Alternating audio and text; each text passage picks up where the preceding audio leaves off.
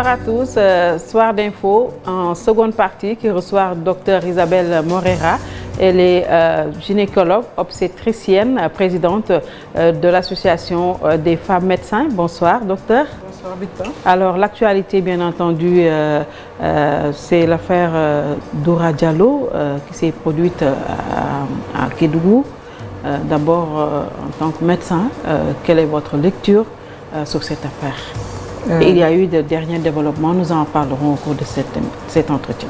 Merci Binta. Ouais. Bon, permets-moi d'abord de présenter les condoléances de l'Association des femmes médecins du Sénégal, ainsi que toutes les femmes du Sénégal et toute la population du Sénégal à la famille de Doura Diallo. Ce qui s'est passé à Kédougou, c'est un drame absolu et un drame également pour tout gynécologue. Ça, c'est le drame absolu pour tout gynécologue, de voir une femme qui vient accoucher, qui vient donner la vie et qui perd la vie. Donc ça, c'est ce que je voulais dire d'abord.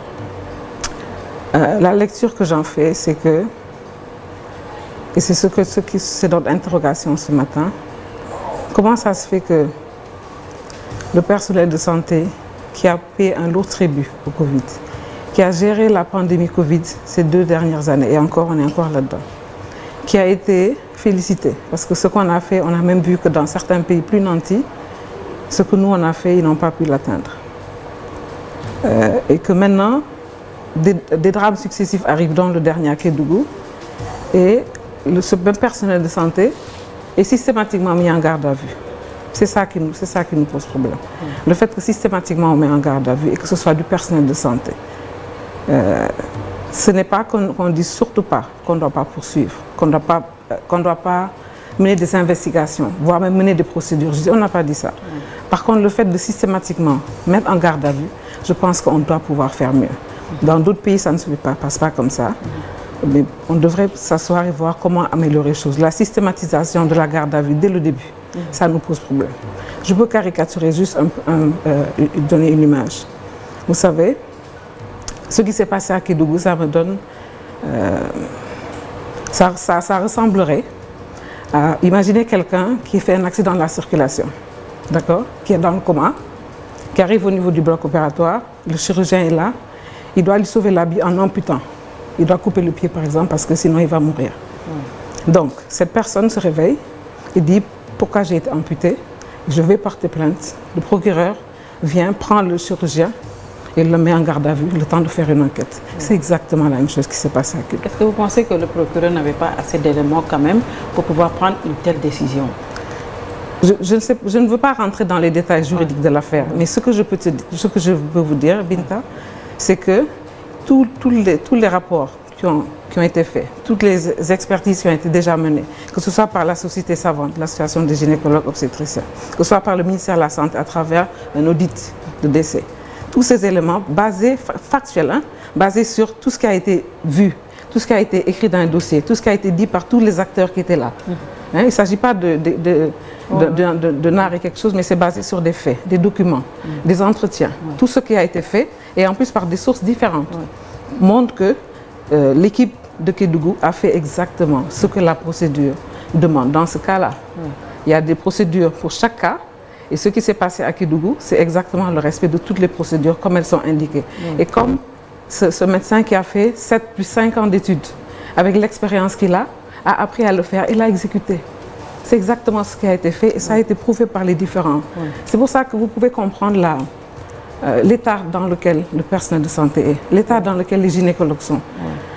Mais sauf que docteur Morera, ça c'est votre version, l'audit du ministère de la Santé également vous rejoint dans ce que vous dites, mais le procureur a quand même inculpé pour homicide volontaire sur le bébé et homicide involontaire contre la maman. C'est ça qui est le plus choquant. C'est ça qui est le plus choquant. Bon, comme je vous ai dit, je ne veux pas rentrer dans la procédure juridique, je ne suis pas juriste, je suis médecin, mais de ce que je sais, c'est pour ça que je vais insister sur les 2 sources, se sont basées sur des faits, c'était factuel. Vous savez, quand vous dites des choses en faisant des extrapolations, vous dites ça ressemble à ça parce que c'est ça. Ce n'est pas la même chose que quand vous allez sur des sources sûres, vous interrogez des gens, vous regardez les dossiers. Tout ce qui est, en recoupant les informations et de 2 sources différentes, tout montre que toutes les procédures ont été respectées comme cela est prévu par l'obstétrique. Alors, mais de toutes les façons, il les a inculpés et envoyés en prison. Je pense qu'ils n'étaient pas encore envoyés en prison. Ils étaient en garde à vue. Voilà. Maintenant, ils ont été mis en examen. Le juge d'instruction a pris une décision tout à l'heure pour les libérer d'abord et les mettre sous contrôle judiciaire. Pendant ce temps, le SAMES avait décrété 2 jours de grève à partir d'aujourd'hui. Quelle appréciation vous faites de la décision du juge d'instruction? Est-ce que vous allez surseoir à votre grève? Bon, je ne suis pas là pour le compte du SAMES. Ce que je sais, que le SAMES a décrété déjà 2 jours de grève. C'était hier, aujourd'hui et demain. Ce que je peux dire, c'est que la mise en examen fait peser sur lui et sur l'équipe une épée de Damoclès. Et au-delà de l'équipe, c'est surtout le personnel de santé. Aujourd'hui, tout le monde se sent comme... Donc, je pourrais avoir une épée de Damoclès. Je suis dans ma structure, j'opère, quelque chose arrive, je peux être mise en... comme je reviens sur le fait qu'on ne dit pas qu'il ne faut pas entamer des choses. On ne dit pas ça. Oui. Mais on ne peut pas systématiquement mettre les gens en garde à vue. On peut voir comment, et on devrait voir comment améliorer les procédures, comme ça se fait dans d'autres pays où après des signalements, il y a plusieurs étapes qui sont faites avant d'en arriver là. La garde à vue systématique, c'est ça qui nous pose vraiment de problème. Oui, mais il faut une garde à vue pour pouvoir répondre aux questions des limites. Pas forcément comme ça. On peut faire des enquêtes d'abord, comme dans les autres pays, c'est comme ça qu'on fait. Les questions préliminaires passent par la... Non, on fait un signalement. Oui. On fait des enquêtes de différents types, on fait des inspections, on fait des audits. Ensuite, on peut donner tous ces éléments-là au procureur. Sur cette base-là, il dit ce que vous m'avez donné ne me suffit pas. Maintenant, je vais poursuivre. Et en plus, quand on poursuit, ce n'est pas normalement d'abord la personne, le prestataire de santé, n'est-ce pas? La structure où s'est déroulé le drame est d'abord en première ligne, d'abord. Et dans un deuxième temps, ce n'est que dans un deuxième temps que éventuellement le prestataire peut être mis en cause. Donc, pour vous dire qu'il y a beaucoup de choses à faire. Il y a beaucoup de... Il faut qu'on s'assoie, qu'on regarde tout cela. Mais au-delà de... Mais vous êtes quand même d'accord pour que l'instruction se fasse? Mais ce qu'on aimerait, puisque, comme je dis, la machine judiciaire semble être déclenchée. Ce qu'on demande, c'est vraiment de faire le maximum pour que ça soit pour que le plus rapidement possible, on clarifie. Tous les éléments sont là en plus. Donc nous en appelons à la diligence du juge d'instruction, puisque visiblement, le dossier au niveau du juge d'instruction, nous en appelons à sa diligence pour que vraiment, cette épée de Damoclès qui est sur l'épaule de nos collègues, également sur tout le personnel. Je vous dis que tout le personnel est en grande souffrance. Les gens sont vraiment traumatisés par ce qui s'est passé. Alors, on a vu également l'Ordre des médecins qui a sorti un communiqué ce matin tout à l'heure même pour dire que le procureur, ils se sont insurgés, les médecins, l'Ordre s'est insurgé contre le fait que, ce sont leurs mots, le procureur qui s'est substitué à l'expertise des pairs. Cela veut dire quoi? Oui, parce qu'on a l'impression qu'il n'a même pas attendu d'avoir ce que les experts ont dit. En fait, ce qui se passe, c'est que comme pour le cas des avocats, par exemple, c'est ce qu'on appelle le tribunal des pairs. C'est-à-dire, c'est d'abord les pairs qui ont l'expertise, qui doivent donner des éléments techniques. Ce n'est que sur cette base-là que c'est le premier niveau. Et ensuite, c'est à eux de prendre en charge le processus et en collaboration avec le juge. Je ne veux pas trop rentrer dans des procédures juridiques que je ne maîtrise pas trop parce que je vous rappelle, je suis médecin, je ne suis pas juriste. Mais ce que je voudrais dire parce que j'ai l'impression aussi que la population actuellement est dans une sorte de défiance ou de perte de confiance. Et ça nous fait d'autant plus mal, comme je vous dis qu'il y a 1 an, nous étions félicités pour ce que nous faisions. C'est le même Oui, c'était au cas du Covid. Au temps du Covid, vous avez fait du bon boulot, on vous a ovationné.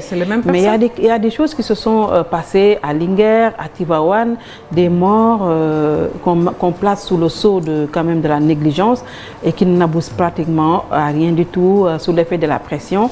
Est-ce que aussi les populations n'ont pas raison d'être fâchées contre Donc, est-ce que c'est le personnel de santé ou la procédure qu'on utilise qui fait que à la fin de la journée, les populations se disent donc tout ça pour ça? Donc attention, regardons ce qu'on fait, parce qu'à la fin de la journée, ils vont dire, mais la première fois c'était ça, la deuxième fois c'est ça, la troisième fois. C'est pour ça qu'il faut que vraiment on remette les choses au calme. Nous sommes du personnel de santé qui avons fait de longues études. Nous sommes là pour sauver des vies, pas pour prendre des vies. Je vous ai dit que le drame absolu d'un gynécologue, c'est de perdre une mère ou son bébé. La situation actuelle aussi fait que, actuellement, au niveau de la région de Kédougou, les femmes sont en sursis. Oui. Parce que puisque le bloc n'est pas fonctionnel, vous imaginez que depuis hier, on est en train d'évacuer les femmes de Kédougou à Tambacounda, à 350 km. Ouais. Vous pouvez bien imaginer qu'il y a eu certainement des femmes ou des nouveau-nés. Oui, on a fait le reportage, je l'ai entendu sur la RFM, qui ont accouché en cours de route. Et peut-être même qu'il y a eu peut-être qu'il y a eu des complications. Absolument. N'est-ce pas? Oui. Donc, je pense qu'il faut qu'on revienne à la raison, qu'on ne précipite pas les choses, qu'on prenne le temps systématiquement de faire les enquêtes. Sinon, regardez toutes les conséquences. Oui. Toutes ces femmes qui sont en sursis. Cette équipe qui est complètement sous le choc. Oui. Le personnel de santé du pays qui est complètement démoralisé, démotivé. Oui. Oui. On est décrédibilisé. On a l'impression que tous les maux du système de santé, c'est les ressources humaines. Alors que si vous saviez tous les sacrifices qui sont faits pour faire des études de médecine, oui. Pour faire des études de médecine ou d'anesthésie ou d'infirmerie, c'est un métier qui n'est pas facile. Je ne dis pas qu'on ne doit pas améliorer certaines choses. Oui. Je n'ai pas dit ça. Il y a certainement des choses à améliorer. On doit renouer le dialogue avec la population. On doit faire en sorte que les messages qu'on donne puissent être compris. Parce que visiblement, parfois, on ne se fait pas comprendre. Hein? Donc, on doit aussi essayer, nous, de nous mettre un peu plus dans la peau des populations pour comprendre comment leur expliquer mieux les choses. Parce que on a quand même parcouru un peu en diagonale le communiqué de l'ordre. On a vu également ils ont carrément demandé à ce qu'on ne mette pas toute la responsabilité sur le dos du personnel de santé, parce qu'il y a d'autres choses qu'il faut revoir. Le personnel de santé n'est pas suffisant. Le plateau technique au niveau à l'intérieur du Sénégal également est très défaillant. Il y a beaucoup de choses qui ont été faits. Il ne faut pas être nihiliste. Hein. Oui. Vous savez qu'il y a des hôpitaux qui ont été construits, des infrastructures, mais ce n'est pas tout. Hein. Les hôpitaux, il faut des ressources humaines, il faut assez de ressources humaines, il faut assez d'équipements. Des choses sont faites, mais il y a encore des choses qui restent à faire. Mais parfois aussi, les médecins ne défèrent pas. On les affecte au niveau à l'intérieur, ils ne veulent pas rejoindre. Justement, donc quand ça aussi, c'est un problème. C'est un problème. Ouais. Donc justement, quand on a des gens qui acceptent malgré tout d'aller dans certaines régions, vous savez, moi, j'ai eu la chance de travailler à Tambacounda en 1998. Cette problématique de ressources humaines en santé qui n'est pas suffisante, je suis très bien placée pour en parler. C'est pour cela que quand des gens acceptent d'aller travailler dans ces conditions difficiles, et avec donc une surcharge de travail, parce qu'il n'y a pas assez de personnes, quand des choses comme ça surviennent et qu'on ne prenne pas en compte d'autres éléments, comme vous dites, et qu'on amène la vindicte sur le personnel de santé, ça pose problème. D'accord? Donc ces jeunes qui sont allés travailler là-bas, ils auraient pu ne pas le faire, rester dans des villes. Mais ils ont accepté de sacrifier leurs familles ne sont pas là-bas. Hein? Vous savez que c'est à 800 km de Dakar. Ils ont accepté d'aller là-bas dans des conditions difficiles parce que, comme j'ai souvent eu l'occasion de le dire, parce que dans le cadre de l'enseignement que je fais parfois au niveau des gynécologues, j'ai eu l'habitude de leur dire, il faut que vous puissiez donner à votre pays un certain nombre d'années en sacrifice. J'avais l'habitude de leur dire, la femme de Kédougou a la même valeur que la femme de Dakar. Et c'est exactement, justement, je parlais de Kédougou à l'époque. Donc aujourd'hui, quand ces jeunes-là, qui d'une certaine manière ont écouté ce cri du cœur que j'avais en tant que femme de médecin, de leur dire d'aller travailler dans ces zones-là, qu'ils aient accepté cela. Aujourd'hui, ça fait d'autant plus mal que cette situation survient, qu'ils soient mis en garde à vue, qu'ils soient jetés en opprobre. Alors que techniquement, je vous le dis, tout a été fait comme il devait le faire. Il ne faut pas que la population pense que c'est du corporatisme, parce que j'ai l'impression que c'est ce mot que j'entends souvent. On a des procédures. Ça ressemble au corporatisme également. Nous avons des procédures qui nous sont enseignées pendant de longues études et difficiles. Donc quand on pratique, on applique les procédures. Quand ceux qui nous ont enseigné viennent voir comment ça s'est fait, est-ce qu'on a respecté les procédures, et pas seulement en demandant, mais en examinant toutes les traces, parce qu'on sait comment savoir si les choses ont été faites comme elles devaient être faites, que tout a été fait dans les normes. C'est d'autant plus choquant quand malgré tout, imagine la garde à vue. Dans l'entendement, ils ont été mis en prison. Dans l'entendement de la population, ils ont été mis en prison pour des gens qui sont sacrifiés. Je ne sais pas si vous imaginez un peu. Mais c'est pas parce qu'on se sacrifie également qu'on ne le sanctionne pas quand on pense que vous avez voté. Si on a fait une erreur, encore faut-il le prouver. Mais aujourd'hui, on est en plus... Mais c'est justement parce que le dossier est en instruction qu'on va voir s'ils ont voté ou pas. Mais de toute façon, écoutez, nous, on est totalement à l'aise. D'accord? Les gynécologues sont totalement à l'aise devant cette situation-là. Parce qu'on sait que tout a été fait dans les règles de l'art. Tout ce dont on dispose aujourd'hui prouve que ça a été fait dans les règles de l'art. Donc, nous demandons en tout cas... Vous les avez disculpés avant l'heure? Non, nous, on connaît les procédures. On a regardé est-ce que ça a été fait. C'est pour ça que nous appelons la diligence de monsieur le juge, pour que rapidement cette affaire soit réglée, pour que cette épée de Damoclès sur la tête de nos collègues et de tout le personnel. Je vous dis qu'aujourd'hui, tout le personnel, nous sommes choqués. Alors, docteur, aujourd'hui, comment faire pour vraiment réconcilier les soignants et les soignés? Parce qu'il y a un problème, tout le monde a son histoire avec nos structures sanitaires. Très important. Cela, c'est très important. Nous en avons beaucoup parlé au sein de l'association et nous avons prévu de faire un certain nombre de choses. Il est important que la population d'abord comprenne que nous sommes là pour eux. C'est important. Nous avons été formés et c'est un sacerdoce. On aurait pu faire d'autres métiers. On a choisi qui choisit la médecine, c'est qu'il y a une fibre pour soigner les gens.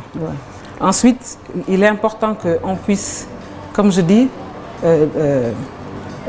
comprendre pourquoi les populations sont réticentes. Je prends l'exemple de la césarienne. Pourquoi les femmes ont peur de la césarienne? On va aller vers elles pour voir qu'est-ce qui leur fait peur par rapport à la césarienne. Pour maintenant voir par rapport aux croyances. Mais peut-être il y a des croyances, il y a des perceptions qu'il faut qu'on comprenne. Absolument. Et maintenant, basé sur ce que nous sommes, nous, femmes, nous, africaines, qu'on puisse voir comment les aider à aller aux soins, comme cela est demandé, pour qu'elles aient la vie sauve. En tout cas, ce ne sont pas souvent les médecins qui sont indexés, mais c'est toute une chaîne. Avant d'arriver au médecin, c'est de l'accueil à l'urgence. Souvent, les problèmes se situent à ce niveau. Je pense qu'il faut également revoir tout ça. Bien sûr, il y a des choses. Je vous ai dit que tout n'est pas rose. On le sait très bien. On y travaille. On a des comités de vigilance parfois dans les structures. On essaie de faire les choses, mais l'humain est complexe. D'accord? L'être humain est complexe. Qu'il soit médecin, qu'il soit journaliste, c'est l'être humain. La communication va être rétablie. Nous allons tout faire pour rétablir cette communication. Le problème, c'est que dans ces conditions comme ça, avec des choses aiguës comme ça, le buzz, entre guillemets, comme ça n'aide pas. Ça n'aide pas pour la communication et la confiance. Et quand on n'a pas confiance en son médecin, est-ce qu'on va aller vers lui? Quand nous-mêmes, on se dit, je vais soigner cette femme, est-ce que demain, elle ne va pas me porter plainte? Dans quelles circonstances on se trouve maintenant? Vous voyez, ça commence, c'est compliqué, mais nous allons y travailler parce qu'on est là pour la population. Et nous pensons qu'ensemble, parce qu'on est de la population, nous sommes la population, j'en veux pour preuve, nous sommes des mères, nous sommes des pères, nous sommes des femmes enceintes. Et je profite pour présenter les condoléances à la famille de notre collègue. Nous venons de perdre une femme médecin. Donc, vous voyez que nous aussi, nous sommes impactés par ça. Donc, vraiment, c'était pour dire à la population, nous sommes les mêmes agents qu'ils ont félicités l'année dernière. C'est les mêmes personnes. Le système a ses défaillances, c'est clair. Mais nous sommes tous là, nous sommes là pour eux. Et nous allons vraiment travailler pour rétablir cette confiance à travers la communication. Absolument. Alors, comme moi, association des femmes médecins, dès que j'ai les vues, je me suis dit pourquoi cette discrimination positive. Est-ce que vous n'étiez pas pris en compte dans le SAMES ou dans les autres organisations de médecins? Cette association a 33 ans. Donc il y a 33 ans, donc, nos aînés. Elle était bien là avant les autres. Je profite pour encore présenter les condoléances parce que nous venons de perdre une des pionnières il y a 2 semaines, Dr Mam Delaba. C'est elle qui avait créé l'association. Dans cette association de femmes médecins a été créée. À l'époque, comme il y avait peu de femmes médecins, elles ont senti le besoin de se réunir pour s'épauler, pour s'entraider au départ. Ensuite, elles ont compris qu'au-delà de ça, elles avaient un rôle dans le système de santé pour appuyer les politiques de santé, surtout en direction des femmes et des plus vulnérables. C'est ainsi que l'association a travaillé dans les programmes de lutte contre la mortalité maternelle, justement. Nous avons fait beaucoup de stratégies, nous avons fait beaucoup de caravanes pour des consultations. Voilà pourquoi donc cette association de femmes médecins qui est là aussi pour renforcer les liens entre nous, nous renforcer nos capacités, nous faisons des formations pour nous renforcer, mais également nous sommes là pour les populations, les plus vulnérables, les femmes et les enfants. Alors, il y a combien de femmes médecins au Sénégal? Dans l'association, nous sommes au moins 500, nous sommes plus de 500. Mais il y a plus. Nous sommes plus de 500 et 200 qui sont régulièrement inscrites, actives, mais nous sommes au moins 800 femmes médecins. Est-ce qu'il y a des problèmes particuliers que vous rencontrez, vous, les femmes médecins? Non? Il y a ce n'est toujours pas facile d'être femme et médecin. Pourquoi? Parce que toutes les contraintes liées aux femmes, nous les avons. Plus toutes les contraintes liées à ce métier que vous voyez aussi difficile. Donc il y a encore du travail. Les hommes médecins sont nos frères, sont nos collègues, parfois sont nos époux. Mais nous avons besoin d'être ensemble parce que nous avons cette vision différente, cette façon différente de faire, cette façon différente de parler. Et nous pensons que nous avons notre rôle à jouer pour le bien aussi des populations. Merci. Votre dernier mot, docteur? Je vous remercie, Binta. Je vous remercie de nous donner l'occasion. Mais surtout, je lance un appel à la population. Nous ne sommes pas leurs ennemis. Nous faisons de longues études, nous faisons des sacrifices pour les soigner. Il est possible que le système y ait certaines défaillances d'équipements, de médicaments, etc. Mais nous, vraiment, c'est un sacerdoce que nous avons fait. Comme je vous dis, on aurait pu faire d'autres métiers. On aurait pu choisir d'être pilote, d'être ingénieur. Mais nous avons choisi de soigner, d'être dans l'humain. Donc, vraiment, on est là pour la population. Il faut qu'on calme les choses. Voilà. Merci beaucoup. Merci, Dr Isabelle Morera, gynécologue obstétricienne, également présidente de l'Association des femmes médecins. Merci d'avoir suivi. Bien le bonsoir.